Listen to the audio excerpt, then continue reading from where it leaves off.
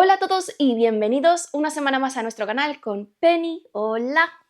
Y yo soy Mary y hoy os traigo una novela un poco diferente a lo habitual, porque en realidad es diferente a muchas cosas que existen, que es Lincoln en el bardo de George Saunders. Se trata de una novela muy difícil de clasificar por este escritor estadounidense y que de hecho curiosamente forma parte del top 10 de fantasmas porque aparecía en muchas listas de este género, pero que se puede clasificar en realidad en muchos otros. En el realismo mágico, en la ficción experimental o bien en la ficción histórica porque tiene elementos de todos estos géneros. Yo creo que se puede también considerar prácticamente una obra de arte porque hay claramente un elemento poético y estético en esta obra, además de también cierto elemento esotérico a la hora de escribirlo, mezclado además con citas reales del momento histórico en el que transcurre, que es con la muerte del hijo pequeño de Abraham Lincoln en 1862 en plena Guerra Civil Norteamericana. Es una novela que fue un éxito en su publicación y de hecho se mantuvo en la lista de bestsellers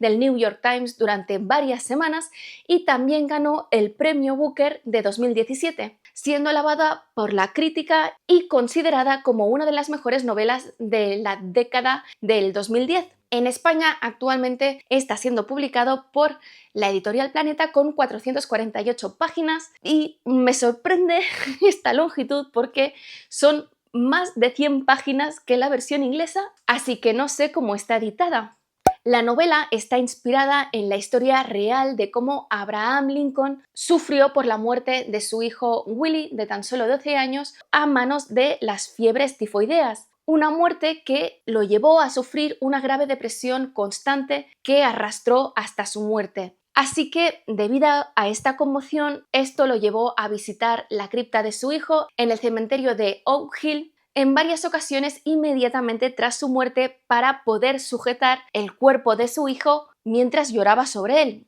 Es una historia que tiene todos los visos de ser verídica porque está verificada no solamente por artículos de periódicos contemporáneos, sino sobre todo por cartas y diarios personales de personas que estaban allí, entre ellos el vigilante del cementerio. A ver, no allí con él dentro de la cripta, pero que sí que lo vieron entrar y salir y que vieron alguna escena de este tipo. Esta visión de Lincoln sujetando el cuerpo de su hijo muerto sugirió a Saunders inmediatamente la imagen de la pietà cristiana, pero en esos momentos no sabía cómo traducirlo a una obra literaria, así que pasó años y años de reflexión hasta que tomó la decisión de este acercamiento tan peculiar. Una novela poética en estas partes narradas que tiene un elemento preternatural, pero que a la vez tiene una parte histórica porque es algo que sucedió de verdad y va acompañado de citas de documentos contemporáneos a la muerte de Willie. Así, vemos que la novela tiene dos tipos de narrativa completamente diferenciados. Por un lado, estas citas de artículos de periódico y extractos de diarios históricos y contemporáneos a los hechos que se van narrando en la historia, empezando por la fiesta que se celebró en la Casa Blanca cuando Willie estaba muy enfermo y se estaba muriendo, aunque el matrimonio Lincoln no lo sabía, su muerte y entierro y los 2 días posteriores a su muerte, con puntos de vista muy diferentes según la percepción que tuviese el autor con respecto a Abraham Lincoln como hombre y como presidente y su opinión sobre las acciones políticas de Lincoln en esta guerra. Por otro lado tenemos la parte narrada en sí, esta parte poética que transcurre íntegramente en el bardo, que sería algo así como el limbo, un concepto que hace referencia al término que se utiliza en el budismo para denominar este estado intermedio entre la muerte y la reencarnación cuando la conciencia no está en ningún cuerpo. Este punto es en el que se encuentran algunos de los muertos que están en este cementerio de Oak Hill, unas personas que no aceptan su muerte y que se encuentran en este punto desde hace más o menos tiempo, algunos desde hace centenares de años, y es donde despertará Willie tras su muerte. Sin embargo, para que este bardo no se vea como algo perteneciente a un sistema de creencias en particular, Saunders no solamente utiliza elementos del budismo, sino también elementos de las creencias del cristianismo y del antiguo Egipto. Esta parte es muy curiosa porque está escrita como una especie de citas pensamientos, párrafos más o menos cortos, algunos muy cortos, que van seguidos del nombre de la persona fantasma que los está teniendo, como si fuese una cita como las citas de los periódicos. Para que lo veáis claramente,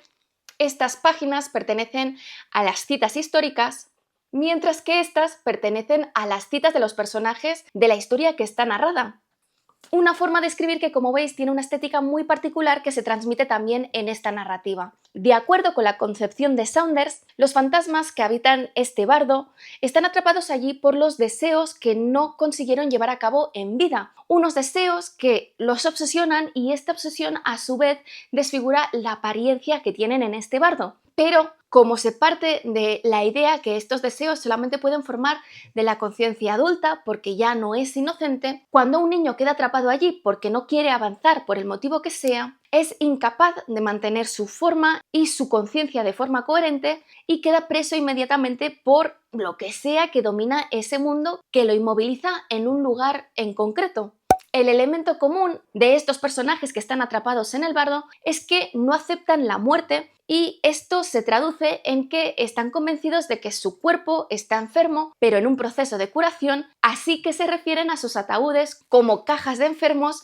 y al cementerio como un hospital. De acuerdo con el autor, a pesar de que parece que pasa más tiempo, en realidad en la parte narrada únicamente pasa la primera noche en la que Willy se encuentra allí, durante la cual vemos todos los elementos sobrenaturales que transcurren allí, que intentan captar estas almas atrapadas para que avancen o no, incluyendo lo que podríamos determinar como ángeles que quieren que se produzca este avance. Debido a estos deseos no realizados, a lo largo de la novela vemos una variedad increíble de personajes dentro del cementerio, personas que han cometido todo tipo de actos, algunos actos inmensamente despreciables, otros errores comprensivos o menos comprensivos, y algunos de ellos incluso han sido víctimas de una crueldad indescriptible durante su vida que les impide avanzar. Y esto lo vemos sobre todo en los fantasmas de esclavos que están enterrados en la fosa común del cementerio. Aún así, el porcentaje mayoritario de la historia está narrado a través de 3 personajes. El primero de ellos es Roger Bevins III, un hombre joven y homosexual que después de ser rechazado por su primer amor que conoció en sus estudios superiores o al final del instituto, este rechazo junto al conocimiento de que nunca va a ser aceptado por ser quien es, lo lleva a un colapso emocional y al suicidio, pero tras cortarse las venas se arrepiente inmediatamente de sus actos y se dirige a la cocina donde pierde el conocimiento y está esperando que algún criado lo encuentre. Bevins está convencido de que se encuentra en este momento de espera, de ser descubierto para que lo puedan salvar y que mientras tanto su conciencia está en este bardo. Esta falta de aceptación por parte de los demás y el querer esconder suyo hace que en el bardo se muestre como una figura con muchos brazos, ojos y manos porque no tiene una imagen definida de sí mismo, pero destaca por ser alguien increíblemente sensible. El segundo personaje es Hans Vollmann, que es un hombre de 48 años de posición acomodada, que hace poco se ha casado con una chica muy atractiva de 18 años y nos da a entender que este matrimonio es debido a la situación económica deplorable de los padres de ella. Explica cómo, siendo consciente de esta diferencia de edad y de su aspecto físico, que no es muy atractivo, le dice a su esposa en su noche de bodas que no tienen que consumar el matrimonio y que él simplemente se conforma con que puedan ser amigos. Pero esta relación va avanzando y llega un momento que ella parece que sí que quiere consumar el matrimonio porque lo quiere. Pero en ese momento es cuando al pobre Vollmann le cae un rayo encima. Vollmann cree que se está recuperando de este rayo y que luego podrá volver con su mujer y consumar el matrimonio. Claro, esta obsesión de lo que quiere hacer y de cómo ha muerto en realidad hace que en el bardo aparezca completamente desnudo y con una erección gigante que está además desfigurada a causa de la electricidad que ha pasado por su cuerpo. Esto es algo que le ocasiona una gran vergüenza porque contrasta con su actitud caballeresca y aristocrática y su carácter también muy empático. Y el tercero de estos personajes es el reverendo Everly Thomas, que, como indica su nombre y referencia, es un hombre de muy avanzada edad que en vida era un reverendo y del que inicialmente no sabemos exactamente cómo llegó allí ni cuál es su estado mental hasta después de la primera mitad del libro, pero sí sabemos que se manifiesta en el bardo con una apariencia de un hombre muy asustado, como la figura del grito de Munch así, y con el pelo disparado por todos lados. El reverendo es alguien que es muy amable y que siempre está dispuesto a aliviar el estrés de los otros habitantes del bardo y que muchas veces es rechazado porque es el más razonable de todos y claro, nadie lo quiere escuchar porque cada uno está con sus obsesiones particulares. Estos tres personajes son claramente los habitantes más estables emocionalmente en el bardo, que son capaces de mantener una conversación más coherente, razón por la que la mayor parte de las citas provienen de ellos para que tenga una coherencia la historia mientras avanza, y son en parte como los guardianes del cementerio y cuando aparece la conciencia de Willy tras su muerte, asumirán la misión de conseguir que Willy no quede atrapado en el bardo y consiga avanzar, experimentando a lo largo de esta misión un proceso catártico que los obligará a enfrentarse a la situación real en la que se encuentran, como muchos otros habitantes del bardo. Las citas pensamientos de los otros habitantes que se encuentran en este bardo son muchísimo más desordenadas, ya que no han conseguido mantener una conciencia tan cohesionada como la de estos tres, y esta fragmentación hace que cuando aparecen citas de ellos sean extractos que a veces son muy difíciles de entender y muy repetitivos porque están dominados por esta idea obsesiva que los tiene atrapados allí. Es una novela que, debido a todo esto que os he dicho, hay que leer en tiempos más cortos de lo que se dedica normalmente a leer una novela, bueno, cada uno dedica su tiempo, porque tiene este alto contenido emocional y además muchas veces una misma cosa la vemos desde diferentes puntos de vista, cosa que puede llevar al efecto de que se paralice la acción, sobre todo cuando aparecen estas citas históricas, pero a pesar de esto, es una novela que permite también avanzar muy rápidamente porque muchas citas son muy cortas y algunos capítulos apenas ocupan 1 o 2 páginas, como os he enseñado antes. Debido a este carácter experimental de la novela y a su narración particular, pues no es una novela que podría recomendar a cualquiera, sino solamente a aquellos que, conociendo todas estas características que os he dicho, sigáis interesados en leerla. Es una novela que a mí me ha gustado mucho, pero como os digo, hay que tener en cuenta todo esto. Y ya entrando en la reseña, el primer capítulo está formado por diferentes intervenciones de Bevins y Follman, en el que cada uno de ellos nos cuenta cómo han llegado hasta ese punto y por qué se encuentran en el bardo. El primero cree estar esperando pues que alguien lo encuentre desangrándose en la cocina, y el segundo que se está recuperando del rayo. Y esta escena se termina con la aparición del fantasma de Willie Lincoln, lamentándose ambos de que sea un niño de 12 años. En sus intervenciones muchas veces veremos un tono sardónico que muchas veces es crítico tanto con su situación como el estado en el que se encuentran ellos y los demás, por lo que desde el principio vemos que hay una especie de disonancia cognitiva y que son conscientes de que en realidad están muertos pero no lo quieren aceptar. Los siguientes capítulos, varios de ellos, son citas de textos contemporáneos a 1862 que describen cómo después de montar a caballo, bajo la lluvia, Willy empezó a arder de fiebre y que en medio de esta fiebre y después de que los médicos asegurasen al matrimonio Lincoln que no iba a morir, estos decidieron mantener la recepción fiesta que tenían programada, en la que ya habían hecho un gran gasto económico que no querían que se perdiese. Pero todas las citas coinciden en que nadie los vio disfrutar en ningún momento en la fiesta. En estos recortes explican cómo Lincoln mimaba muchísimo a sus hijos. Los recortes positivos explican cómo eran percibidos por ellos como seres perfectos y niños muy simpáticos, pero luego tenemos también los otros puntos de vista que presentan a estos niños como malcriados a quienes Lincoln les dejaba hacer todo lo que querían. Los siguientes recortes describen cómo fue la fiesta, describiéndose como extremadamente ostentosa, con muchos detalles, otros que critican un gasto tan grande en tiempos de guerra, en un momento en el que la guerra estaba bastante estancada y que no tenía visos de acabar y que acumulaba ya muchos muertos. Después de describir la fiesta, empiezan a aparecer los artículos y recortes que explican cómo fue el entierro, cómo los padres estaban muy afectados por lo que había ocurrido y de hecho esta muerte los hundió a los dos en una depresión constante de la que no salieron hasta su muerte y cómo cada uno de ellos lidió a su manera con ella. Hay también capítulos enteros a describir la figura de Lincoln, percibida por algunos como hermosa y por otros como horrenda, pero la mayoría de ellos coinciden en cómo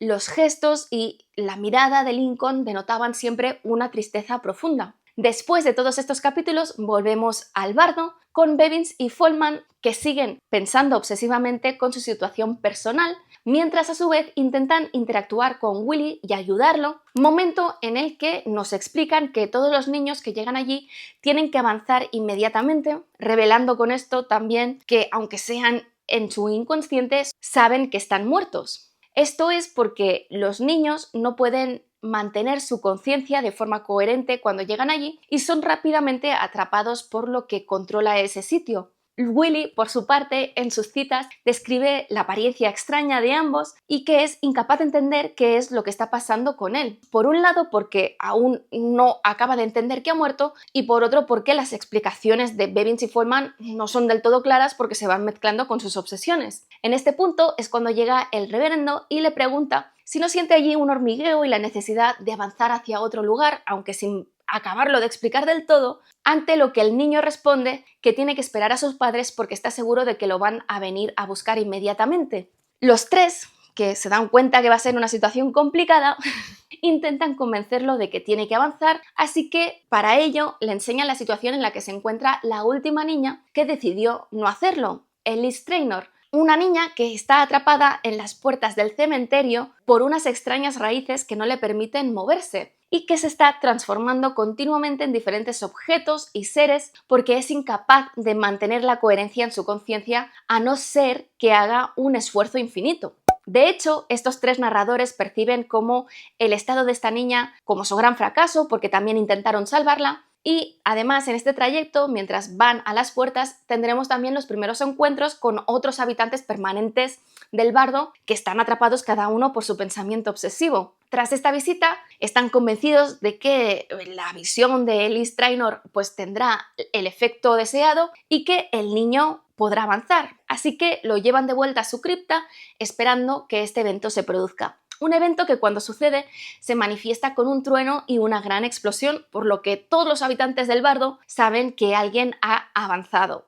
Pero esto no sucede, no sabemos si Willy iba a avanzar o no, porque en ese momento se produce un evento extraordinario que no había sucedido nunca antes y que va a conmocionar y a trastocar a todos los habitantes del cementerio. Y es que a principios de la noche Abraham Lincoln aparece en la cripta de su hijo completamente destrozado. Lincoln baja el ataúd de su hijo para abrirlo y poder abrazar el cuerpo de su hijo, llorando mientras recuerda momentos con él. Esto es algo que no se ha visto nunca antes y que conmueve tremendamente a los habitantes, pero que tiene como consecuencia que Willy decida que no se quiere ir porque está convencido de que su padre va a ir volviendo. Además, debido a este gran acontecimiento, Willy empieza a ser percibido como una especie de mesías o ser sobrenatural, por lo que los habitantes del cementerio sienten la necesidad de rodearlo y se pelean entre ellos para contarle su triste historia y cómo han llegado hasta allí. Seguramente para sentir que han existido como personas y que han importado a alguien. Esta excitación provoca que se produzca una visita sorpresa de los ángeles del cielo, o lo que queráis según vuestro sistema de creencias, pero que en cualquier caso son una especie de seres divinos que se manifiestan ante cada uno de los habitantes del bardo de una forma atractiva para ellos para así convencerlos de que tienen que avanzar. Y por poneros ejemplos, el reverendo, como es alguien con una fe cristiana profunda, los ve como ángeles. Luego hay una mujer que ve a sus tres hijas repetidas continuamente y su bienestar es la idea que la obsesiona. Foreman ve un enjambre de chicas jóvenes con su vestido de novia y finalmente Bevins ve a su primer amor repetido múltiples veces diciéndole que tiene que avanzar. Estas formas combinan a los fantasmas a ir con ellos y para no caer en aceptar esta oferta y mantenerse atrapados en el bardo, lo que hacen es concentrarse en esta idea obsesiva que tiene cada uno de ellos, pero siempre hay alguien que cae y en ese momento se oye el estallido característico que os he dicho. Los habitantes de allí no lo perciben como alguien que ha conseguido algo, sino que los ven como soldados caídos. Cuando Bevins, Foreman y el reverendo van a revisar quién ha caído, convencidos que Willy será uno de ellos, se sorprenden cuando lo ven encima de la cripta habiendo sobrevivido, por decirlo de algún modo. Esta oposición a estos entes sobrenaturales por parte de Willy hacen que su proceso de decadencia sea aún más rápido de lo normal, por lo que están empezando a salir raíces del suelo que intentan atraparlo, así que estos tres personajes no dejarán de romperlas para que se pueda mover, mientras piensan desesperadamente en cómo conseguir que acabe cruzando. Y bueno, eso es todo, espero que os haya gustado. Si es así, dadle al like, dejad comentarios que ya sabéis que siempre los contesto. Si no estáis suscritos, suscribíos y sobre todo, dadle a la campanilla para que YouTube os pueda avisar cuando cuelgo nuevos vídeos. Que lo siguiente dentro del ámbito de las novelas va a ser The Stranger Beside Me de Anne Rule, La Brújula Dorada o Luces del Norte de Philip Pullman y Frankenstein de Mary Shelley. Y en el ámbito de los cómics, el manga de Akira de Katsuhiro Otomo y después el primer tomo integral de Miss Marvel Fuera de lo Normal de Willow Wilson y Alfona. Nos vemos en el siguiente vídeo.